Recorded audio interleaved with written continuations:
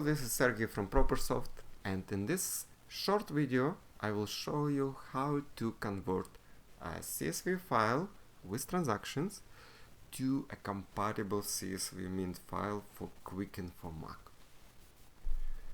Quicken for Mac imports transaction files in QFX or Web Connector also called, or mint.com CSV format. In this example, we will use CSV Mint format. And so you have your CSV file. You may find how CSV Mint file looks like and adjust columns and then import your file. If you still find that Quicken does not import your CSV file even after you adjust it, you may use the ProperConvert app that will do it for you. So the ProperConvert app understands many different transaction formats: CSV, PDF, QFX, QBO, OFX, and others.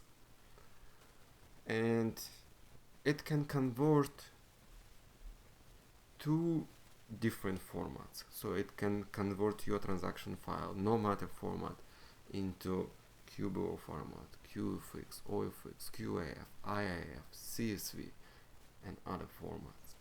So in this example, we will convert to CSV Mint format. In this example, we have sample CSV file loaded, and to convert to CSV Mint format, we need to click on CSV tab on the right sidebar and then select option Quicken for Mac CSV Mint. So what it does in this case, you have CSV file, you have columns, and it will take those columns. It will understand that there is date column, there is amount column, there is memo column, and so on, and then it will create transactions from your CSV file with those details.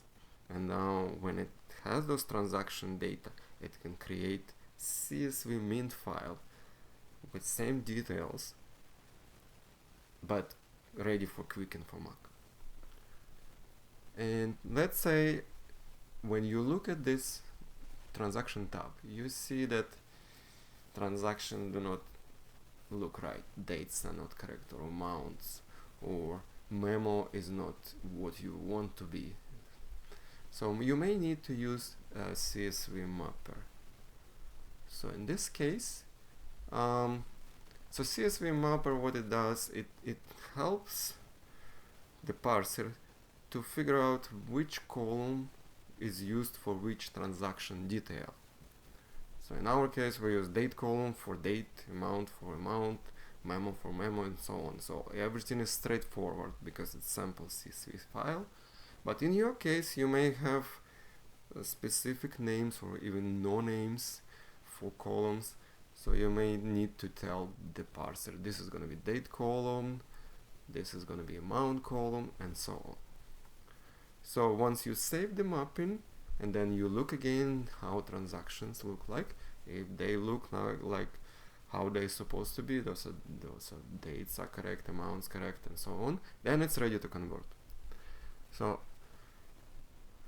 for Quicken for Mac CSV Mint option, I would suggest to uncheck Open After Save option and then click Convert and confirm the file name. It has same file name plus added mint, and you can change the file location as well. So click Save, and in our case we have the file created and ready to be used. So now we switch to Quicken, and then we click File, Import, mint.com file, and then we select our CSV Mint file. And then we have our transactions imported. Notice that they are imported into a new account that has name same as file name,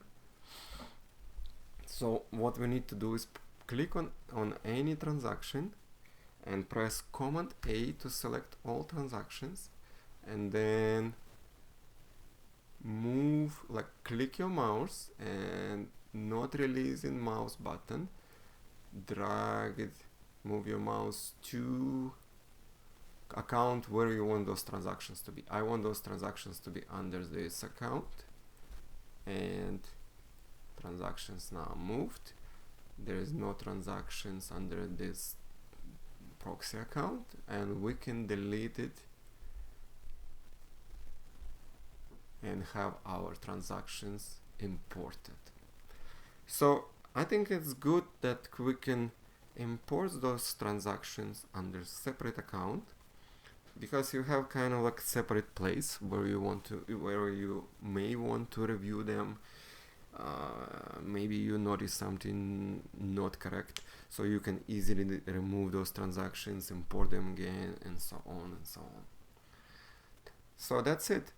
Thank you for watching. You can download the app on ProperSoft.net. Please like this video and subscribe.